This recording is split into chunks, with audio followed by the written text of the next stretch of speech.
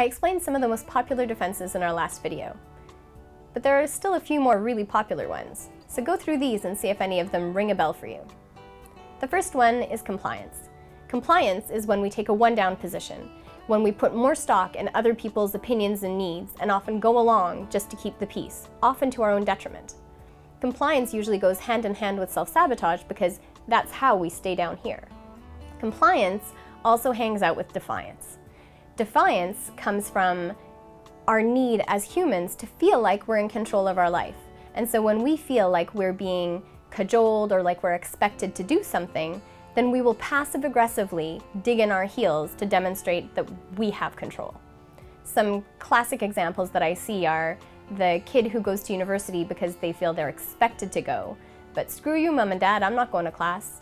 Or the couple where one person doesn't want to go to the other person's Christmas party, and when they eventually get roped into it, then they go and they get really drunk or are inappropriate with coworkers. Those are forms of compliance defiance. Indecision is another really common defense, and not making a decision is a great way to not make the wrong decision.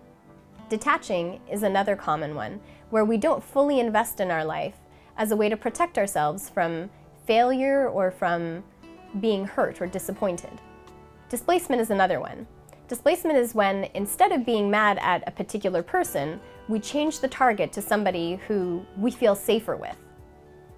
Displacement often comes with magical thinking. Magical thinking is when we make connections between things that aren't really logical. The combination of displacement with magical thinking are often responsible for symptoms of OCD. So instead of chronically feeling helpless about something, then we tell ourselves that if we tap something just the right number of times or wash our hands in just the right way, that then we'll be okay. Some other common defenses that I see are the cover smile.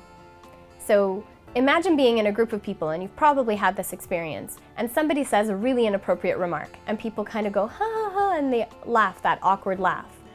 All that is we're attempting to pull away from the frustrated or upset feeling that we have so that we don't act on it. But quite often, we're smiling and laughing when we're not happy. Regression is another defense I see, which is when we act at a lower developmental level than where we're at. So when you see adults acting as if they're still teenagers, or using a baby voice, baby talk, refusing to make decisions or take responsibility for their life. Denial is when we're not willing to actually face the truth about a situation. If you know someone in your life who's dealing with denial, then it might be helpful to see our Wish, Want, Commit video, the one about readiness for change. And then there's good old avoidance. We all do it. It doesn't need an explanation. One of the other really common defenses that I see is intellectualizing. That's when we overthink and we get stuck in our thinking. And so we intellectualize, we rationalize, and we justify. So we think about why people did things or said things, why we did and said certain things, and we get stuck in that. But through that, do you notice how if we're in our heads, we're not actually inhabiting our bodies? So the feelings don't have to be experienced. We just have to figure things out. Finally, I see quite a bit of somatization. That's the fancy word for saying that the energy that comes from feelings manifests physically. So for instance, if at home emotions weren't allowed to be expressed, but I got a lot of attention when I got a stomachache or a headache, then I'm much more likely to manifest my emotions physically. That's part of why people get nauseous when they're really worried. It's just a form of somatization. Did you recognize yourself or people close to you in some of those descriptions?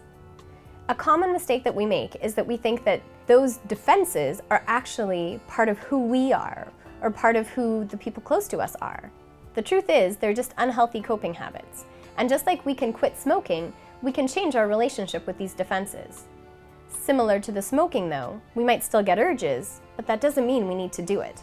Now that you know about all the different ways that we try to protect ourselves from whatever feelings we've learned aren't okay, then go to our Dealing with Feelings video and find out what you can do about it.